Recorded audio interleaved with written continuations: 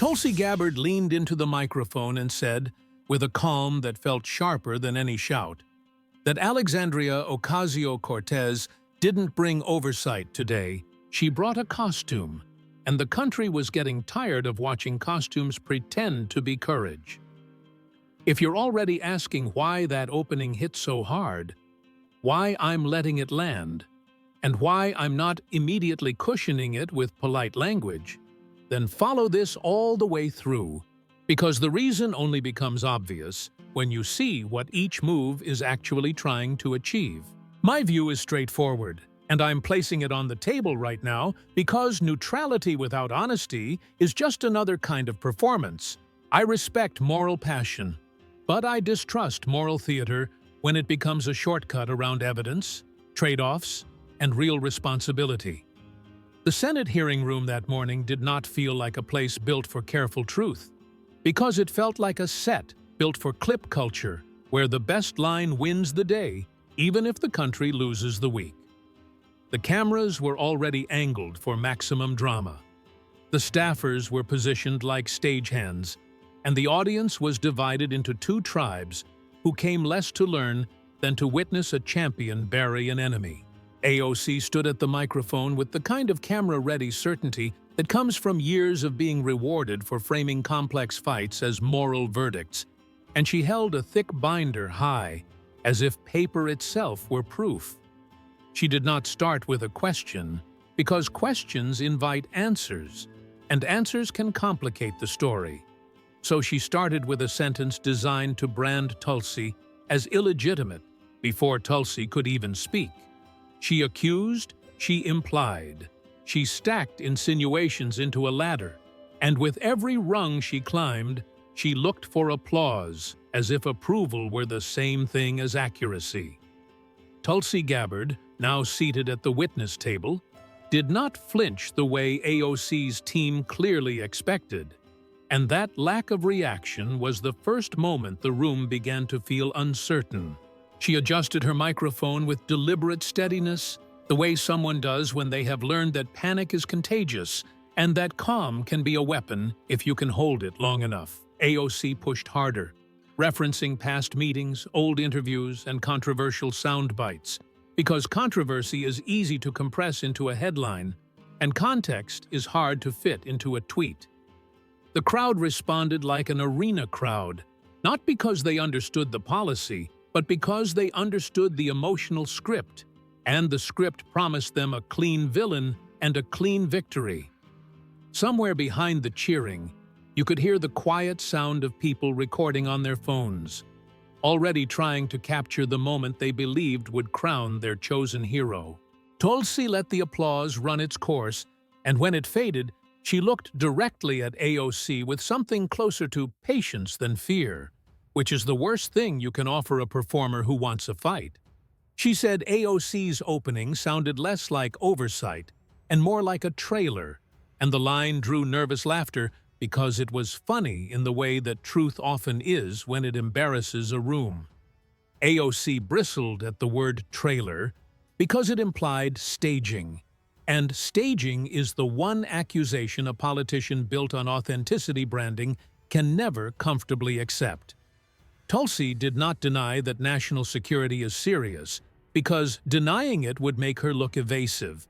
But she demanded precision about what exactly AOC was alleging and what standard of proof AOC thought should apply. That demand for precision changed the temperature, because precision is where rhetoric either becomes substance or collapses into vibes, and a room built for vibes hates being dragged into substance. AOC tried to keep the frame moral rather than factual, because moral frames make disagreement look like corruption, and that's a powerful way to keep your base unified.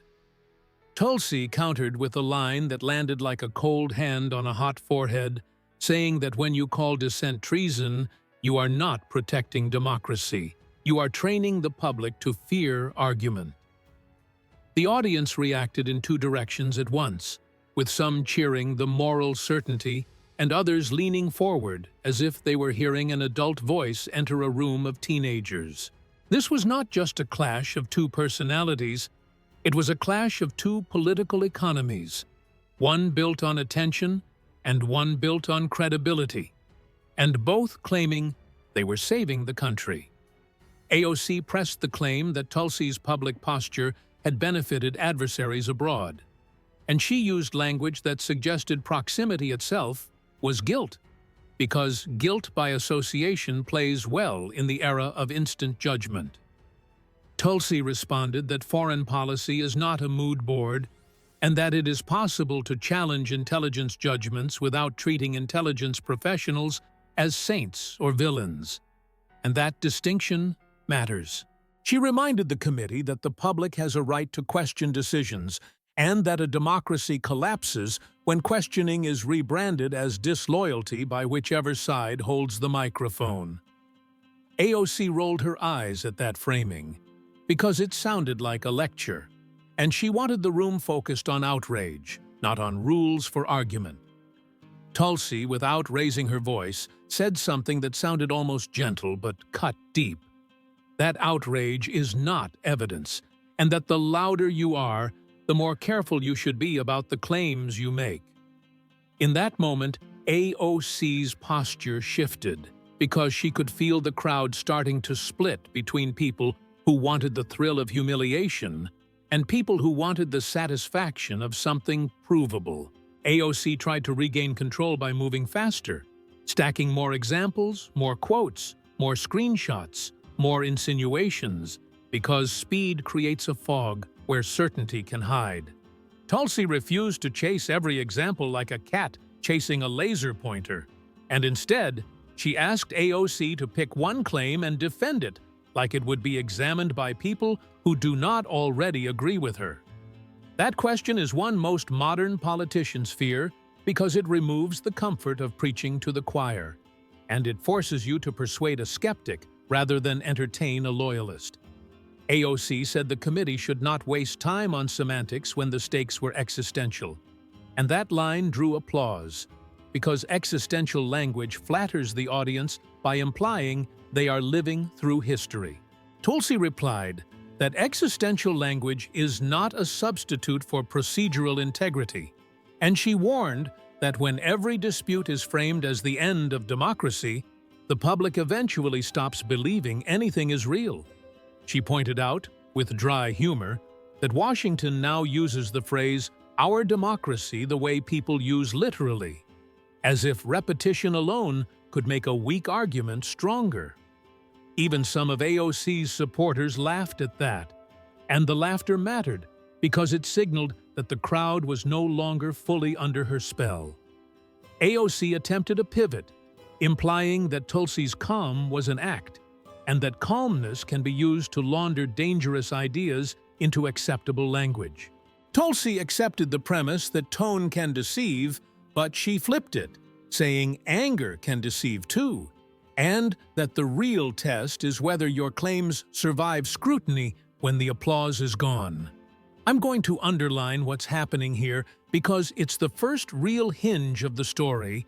AOC is fighting for narrative dominance, and Tulsi is fighting for argumentative rules, and those are not the same battlefield. If you're a viewer who believes passion proves truth, then AOC feels like the hero, because she sounds like someone who cares, and caring is emotionally persuasive.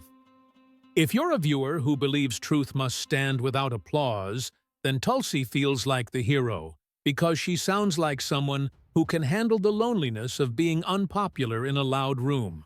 AOC then turned her binder outward toward the cameras again, because she understood the metagame. The audience at home was not watching the hearing. They were watching the clip of the hearing. Tulsi looked toward the same cameras and said that the country is exhausted with labels as arguments, because labels make you feel righteous while allowing you to remain intellectually lazy. AOC snapped back that accountability requires moral clarity, and moral clarity requires calling out dangerous behavior without hiding behind procedural caution. Tulsi agreed with the value of accountability, then asked the question that makes performance politics sweat. whether AOC would apply the same standard to her allies, her donors, and her own party when it becomes inconvenient. AOC's face tightened, not because the question was unfair, but because it was strategically inconvenient, since her entire move depended on making Tulsi the singular target, rather than making standards the subject. Tulsi held the silence long enough that it became a mirror, and the mirror showed the real tension in the room, which was not simply left versus right, but spectacle versus responsibility. And right before AOC could launch into another crescendo, Tulsi gave the room one final warning for this opening stretch, that when politics becomes a contest of destruction instead of a practice of persuasion, the public does not just lose trust in the opponent, it loses trust in the entire system. That warning did not end the fight. It tightened it, because AOC could feel the narrative slipping, and Tulsi could feel the room beginning to listen differently. The hearing was only beginning, but the stakes had already become clearer than any binder could show, because one woman was trying to win a moment, and the other was trying to expose the cost of living for moments. The moment the opening clash settled, the hearing did not cool down so much as it recalibrated, like a room realizing the fight it expected was not the fight it was going to get. AOC sensed that shift immediately, because she is extraordinarily attuned to audience energy, and she understood that she needed to reassert control before the exchange drifted out of her preferred frame.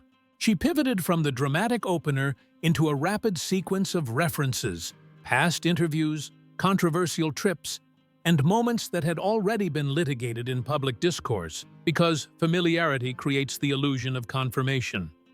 Each reference was delivered with confidence rather than detail. And confidence, in modern politics, often substitutes for verification when time is short and attention is scarce. Tulsi did not interrupt, and that restraint mattered, because interruption would have validated the idea that this was a shouting match rather than an examination. When Tulsi finally responded, she did not attack AOC's motives, because attacking motives is a shortcut that ends discussion, and she wanted to extend it. She instead challenged the structure of the argument, asking whether disagreement with intelligence assessments automatically implied disloyalty, or whether disloyalty was being defined so broadly that dissent itself became suspicious. That question hung in the air longer than AOC's team would have liked, because it forced listeners to reflect rather than react.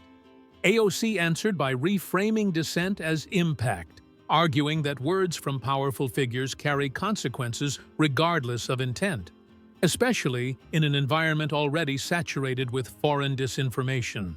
That point resonated because it is true that public statements can be weaponized by adversaries, even when they are made in good faith. Tulsi acknowledged that risk, but then asked whether fear of misuse should silence legitimate critique, or whether open societies accept that risk as the price of accountability. This is where the debate began to feel less like a clash of egos and more like a philosophical dispute about how democracy survives pressure. The gallery reacted unevenly because some people crave protection from chaos, while others fear protection that turns into control. AOC leaned into the protective instinct, warning that skepticism toward intelligence agencies undermines public trust at a moment when trust is already fragile. Tulsi countered that trust cannot be demanded, only earned, and that institutions strengthen trust by demonstrating humility and transparency, not by declaring themselves beyond question. That line drew murmurs rather than cheers, because humility does not make for a great chant, but it does linger in the mind. Here is where my own view sharpens again, because this exchange exposes a tension too many commentators flatten.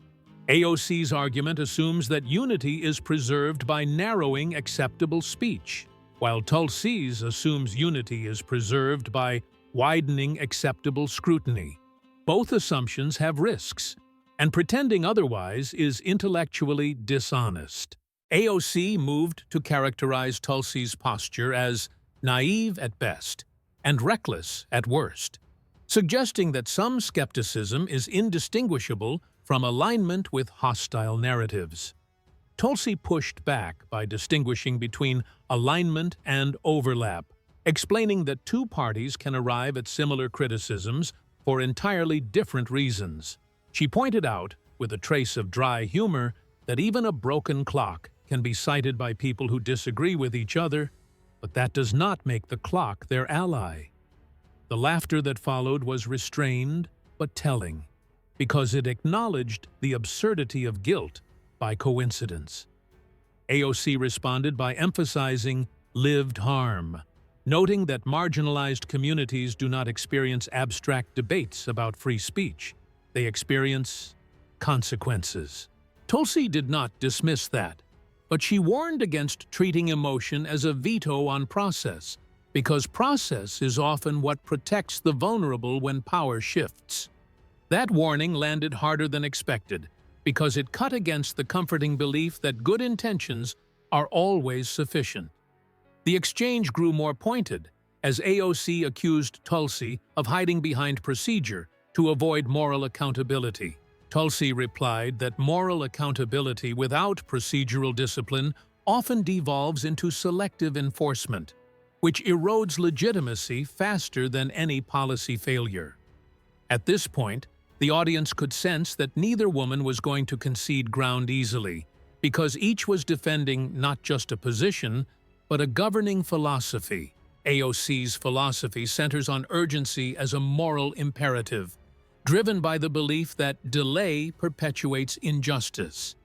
Tulsi's philosophy centers on consistency as a moral safeguard, driven by the belief that inconsistency corrupts justice. Neither philosophy is frivolous, and that is precisely why the clash feels so uncomfortable to watch. AOC attempted to reassert momentum by referencing public opinion and polling, reminding the room that her approach resonates with millions of voters. Tulsi answered that popularity is not the same as correctness, and that democratic legitimacy requires more than affirmation from one's own supporters. She added, with a faint smile, that history is full of movements that felt inevitable right up until they collapsed under their own contradictions. That line drew a few uneasy laughs, because everyone in the room could think of examples they preferred not to name. AOC bristled at the implication, accusing Tulsi of elitism, of assuming the public cannot recognize truth without elite mediation. Tulsi rejected that framing, arguing that respecting the public means trusting them with complexity, not feeding them simplified villains. This is where the debate quietly turned inward on the audience itself, asking whether viewers wanted to be mobilized or informed. AOC pressed the idea that mobilization is necessary precisely because information alone has failed to produce justice. Tulsi agreed that information without action is hollow, but she insisted that action without grounding becomes dangerous.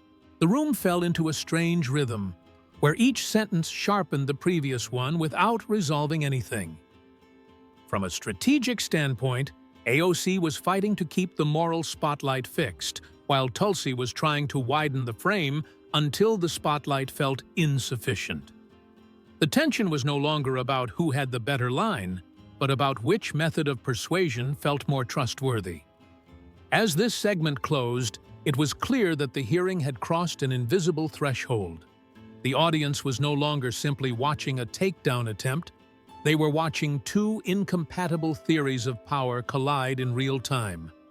And the unresolved question lingering in the room was not whether Tulsi Gabbard or Alexandria Ocasio-Cortez was right. It was whether modern American politics can survive when urgency and restraint are treated as enemies, rather than obligations that must somehow coexist.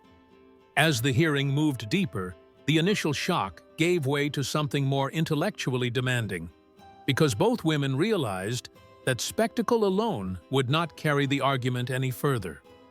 AOC shifted her posture from confrontation to interrogation, asking a series of tightly framed questions designed to box Tulsi into binary answers that could later be clipped and circulated. Those questions were less about extracting information and more about shaping perception, a tactic that rewards speed and clarity over nuance. Tulsi recognized the trap and responded by deliberately slowing her cadence, treating each question as an invitation to explain rather than an obligation to concede. That choice frustrated some viewers who wanted sharper exchanges, but it also rewarded those willing to listen past the headline. When AOC pressed on the idea of loyalty, she framed national security as a moral commitment rather than an administrative role, arguing that symbolism matters as much as substance. She suggested that when senior officials publicly challenge prevailing narratives, they risk weakening collective resolve in ways that adversaries can exploit. Tulsi acknowledged the symbolic dimension, but then asked whether symbolism should override factual disagreement, or whether truth must sometimes disrupt comfort to remain credible. This distinction mattered because it reframed dissent not as defiance, but as responsibility, a subtle but powerful repositioning. The audience reaction was mixed, reflecting a broader divide between those who equate unity with agreement and those who equate unity with honesty. Here is where my own assessment sharpens again, because this exchange exposes a chronic weakness in modern political debate, which is the tendency to collapse disagreement into disloyalty. AOC's argument, at its strongest, warned that bad actors exploit ambiguity, and that leaders must be mindful of how their words travel beyond their intended audience. Tulsi's rebuttal, at its strongest, warned that suppressing ambiguity creates brittle narratives that shatter under pressure. Neither position is reckless, but both become dangerous when treated as absolute. The discussion then turned toward institutional trust, with AOC emphasizing that marginalized communities often rely on institutions precisely because informal power has historically excluded them. She argued that skepticism from the top can validate cynicism at the bottom, accelerating disengagement rather than reform. Tulsi countered by pointing out that those same communities are often the first harmed when institutions operate without transparency or correction. She argued that trust built on silence is fragile, while trust built on accountability can endure criticism without collapsing. This exchange did not produce applause, but it did produce a palpable stillness, the kind that suggests people are reconsidering assumptions rather than choosing sides. AOC attempted to regain momentum by invoking urgency, reminding the room that delays in policy have real-world consequences measured in lost opportunities and unmet needs. Tulsi did not dispute the costs of delay, but she asked whether haste without consensus risks producing policies that fail and set movements back further. She noted, with restrained irony, that rushed decisions often end up empowering the very interests they were meant to constrain. That comment landed softly but firmly, because it mirrored frustrations many viewers had experienced without articulating. At this point, the debate subtly shifted from personalities to time horizons, with AOC focused on immediate mobilization and Tulsi focused on long-term legitimacy. AOC framed patience as a privilege often enjoyed by those insulated from harm, suggesting that calls for restraint can sound like excuses. Tulsi replied that impatience can also be a privilege, because the consequences of institutional breakdown are rarely borne equally. The room absorbed that exchange differently, depending on whether listeners identified more with urgency or stability. From a strategic perspective, AOC's strength lay in her ability to channel moral clarity into momentum, while Tulsi's strength lay in her ability to diffuse momentum into reflection. Neither approach is inherently superior, but each attracts different kinds of trust. AOC pressed again on media responsibility, arguing that high-profile dissent feeds cycles of misinformation regardless of intent. Tulsi responded that conflating dissent with misinformation risks infantilizing the public, implying they cannot distinguish critique from propaganda. She suggested that democratic resilience depends on citizens being treated as participants, not protected audiences. That line resonated quietly because it challenged a paternalistic instinct that often hides behind good intentions. As this segment drew to a close, it became clear that the hearing was no longer about scoring points. It was about whether democracy is best defended by narrowing acceptable narratives or by strengthening the public's capacity to evaluate them.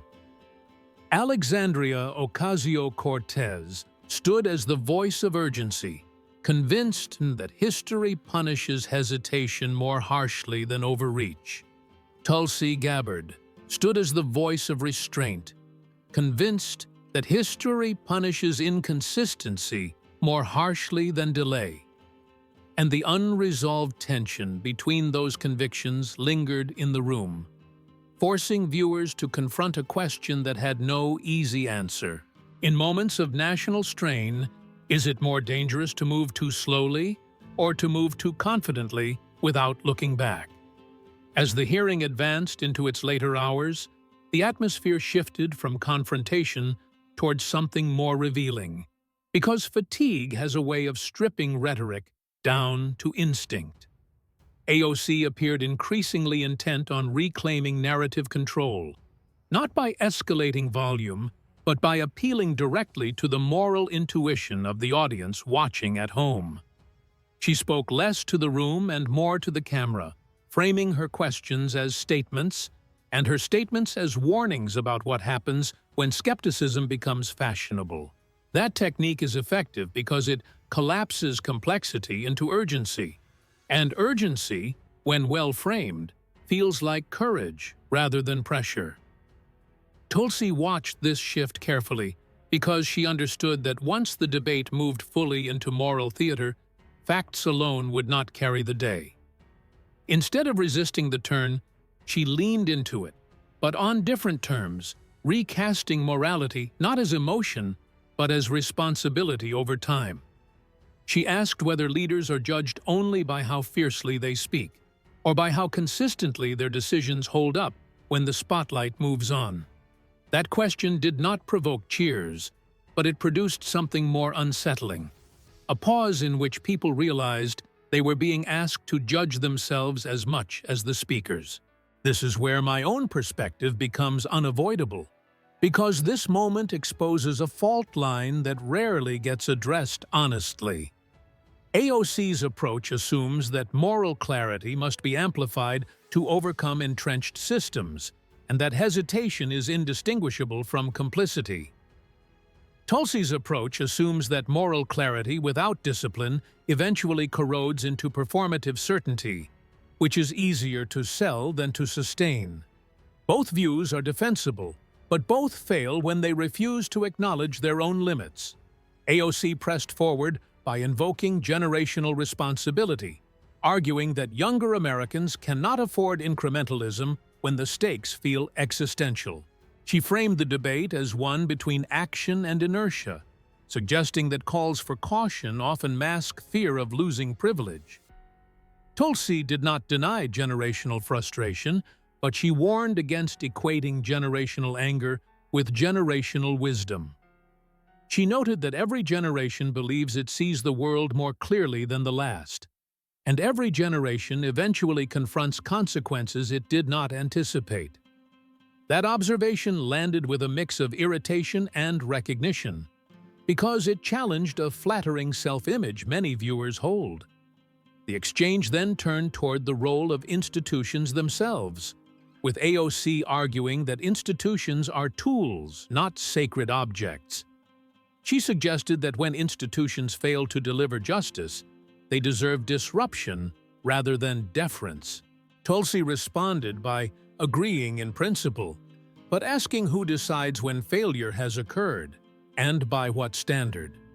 She cautioned that when disruption becomes the default response, institutions lose the stability needed to correct themselves. This was not a defense of the status quo, but a warning about burning down structures without a clear plan to replace them.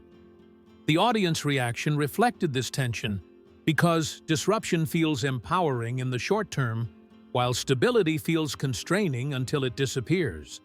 AOC attempted to sharpen the contrast by questioning Tulsi's faith in process, suggesting that process has historically been weaponized against marginalized groups. Tulsi acknowledged that history, but she argued that abandoning process entirely risks recreating the same abuses under different banners. She emphasized that the goal should be to reform processes, not to bypass them whenever they become inconvenient.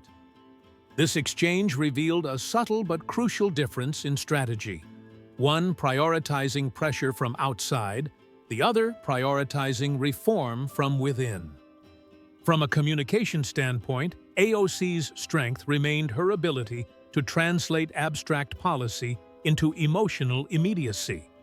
Tulsi's strength remained her ability to slow the conversation until assumptions became visible.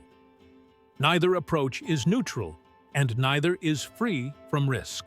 AOC warned that excessive caution can normalize injustice, allowing harmful systems to persist under the guise of professionalism. Tulsi warned that excessive certainty can justify overreach, allowing harmful actions to be excused as moral necessity. The hearing room absorbed these warnings unevenly because each listener weighed them against personal experience.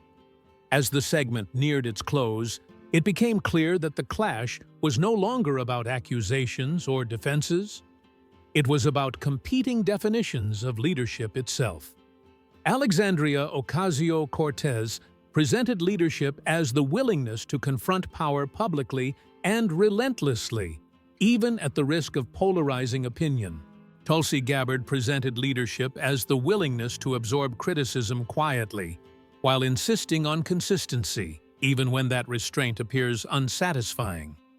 The unresolved question hanging over the room was not who sounded stronger in the moment. It was which style of leadership leaves a society more capable of correcting itself when the cameras turn away. As the hearing approached what everyone sensed would be its decisive phase, the emotional temperature did not rise so much as condense, concentrating the unresolved tension into fewer, sharper exchanges. AOC appeared increasingly aware that the debate had slipped from her preferred terrain of moral momentum into a space where definitions, limits, and second-order effects mattered. She responded by narrowing her focus, pressing Tulsi on whether restraint can ever truly be neutral when existing power structures already tilt the field. Her implication was clear that choosing moderation in an unequal system is itself a choice with moral weight, even if it is framed as prudence. Tulsi did not dispute the imbalance, but she rejected the idea that acknowledging imbalance automatically justifies abandoning guardrails. She argued that guardrails exist precisely because power shifts, and that movements which dismantle them often regret doing so when they are no longer in control. That line reframed restraint, not as comfort, but as foresight, and it unsettled some listeners who had assumed those concepts were opposites. Here is where my own judgment becomes unavoidable again. Because this moment exposes a truth that both camps often avoid admitting. Urgency can galvanize action, but it can also flatten complexity, while restraint can preserve legitimacy, but it can also be misused to delay accountability. The danger lies not in choosing one instinct over the other, but in pretending that one absolves us from the risks of the other.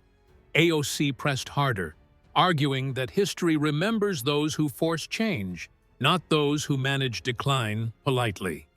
She invoked moments when moral certainty shattered consensus, but produced lasting reform, suggesting that discomfort is a necessary catalyst.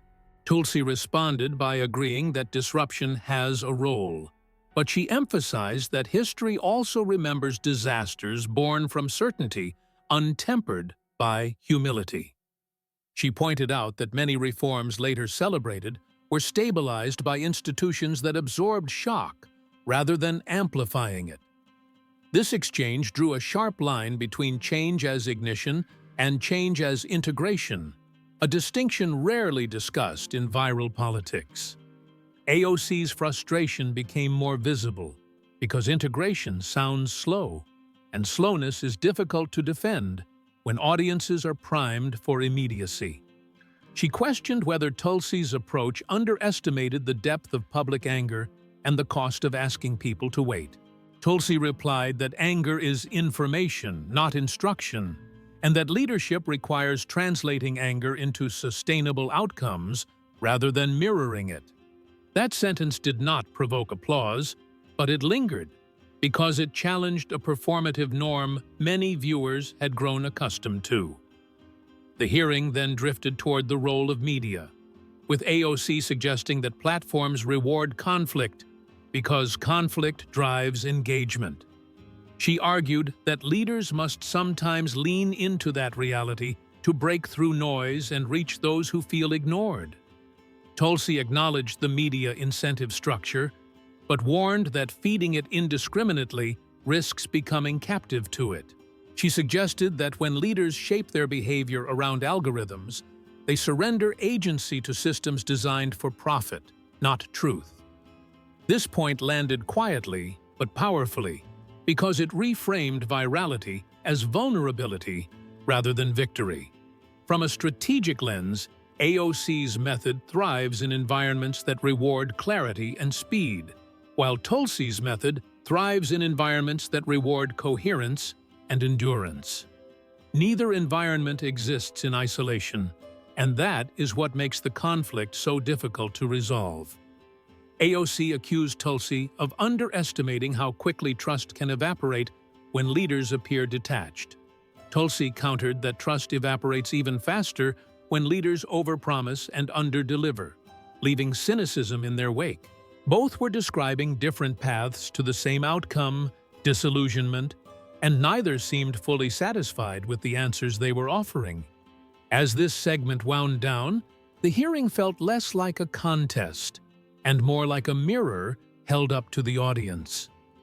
Viewers were being asked, implicitly, whether they preferred leaders who ignite feeling or leaders who absorb it. Alexandria Ocasio-Cortez continued to embody a politics of immediacy, grounded in the belief that delay is itself a form of harm.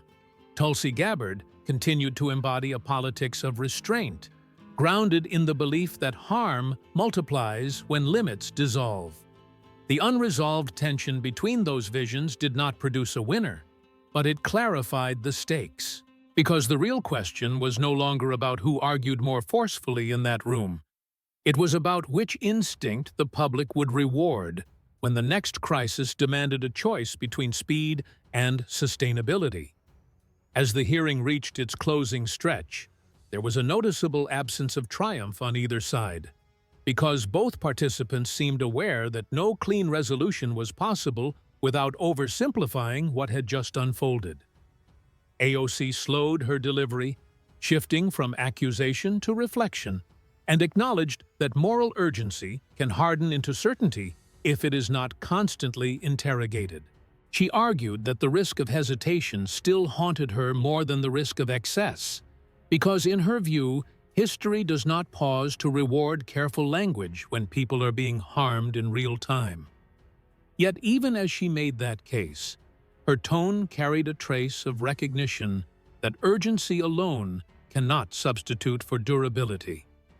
Tulsi responded with a restraint that bordered on somber, emphasizing that democratic systems fail not only when leaders act too slowly, but when they act without mechanisms to correct themselves. She framed accountability not as a dramatic moment, but as an ongoing obligation that persists after attention fades and slogans lose their force. That framing landed quietly, because it resisted the emotional release many viewers expect at the end of a confrontation. Here is where my own position settles most clearly, because the final exchange exposes a truth that partisan framing often conceals. AOC is right that injustice compounds when action is endlessly deferred, and that moral clarity has historically been necessary to force open, closed systems. Tulsi is right that clarity without constraint can curdle into self-righteousness, eroding trust and making reform brittle. The failure comes when either instinct is treated as sufficient on its own. The room seemed to sense that complexity because reactions softened from applause and murmurs into attentive silence. AOC concluded by returning to the people watching, insisting that participation, pressure, and visibility remain essential tools in a media-driven democracy. She warned that disengagement masquerading as civility leaves power unchallenged, and that comfort is often mistaken for stability.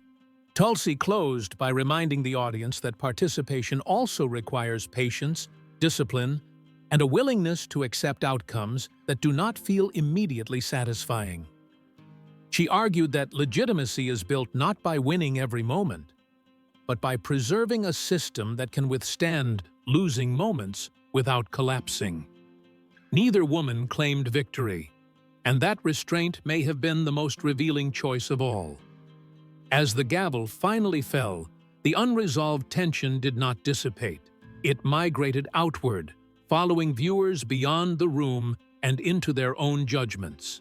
Alexandria Ocasio-Cortez had articulated a politics driven by urgency, visibility, and the belief that moral pressure is the engine of progress. Tulsi Gabbard had articulated a politics driven by restraint, consistency, and the belief that systems survive only when limits are respected. The clash between those visions did not end with a verdict, because it was never really about two individuals. It was about a choice facing anyone who cares about democratic change in a volatile age. When the next crisis arrives, and it will we demand speed at the risk of fracture or sustainability at the risk of delay? And if we cannot reconcile those instincts, which cost are we truly prepared to pay?